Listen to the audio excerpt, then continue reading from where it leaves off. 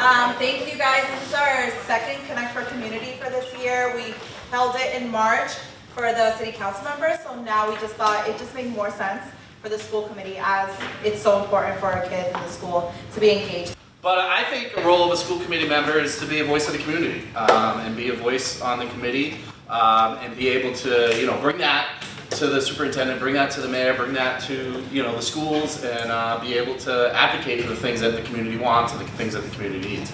I think an example of that, actually, there was a student advisory council where the students are, coming to us, and they're going to be involved in the policy making. They're going to be involved in, the decisions we're making as a committee. But I think another big part of it is support the administration and make sure that they're making the choices that the community wants and support them. Growing up in Lynn, you get to see the city grow and evolve, and to allow these opportunities for engagement is so crucial, especially as a school committee member, because for me, I'm a first generation low income Latino. This job is the best job you could ever have. It is an honor to be on the school committee. And that's why I made my life's work to make sure that our social emotional learning initiatives never fell through a budget crack. Every term you were hearing firsthand that we needed to enhance our social emotional learning initiatives.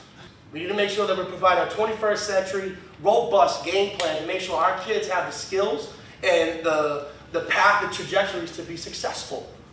So I have 20 years of experience. I'm a former high school principal, now district administrator for Chelsea Public Schools. I think for me, what really drives my work and my mission is my lived experience. I am a former English language learner. I grew up in the housing projects. I grew up on housing, WIC, food stamps. I grew up on all of that. And for me, it really has been, I would say what really drove my mission in this work is the educators that supported me.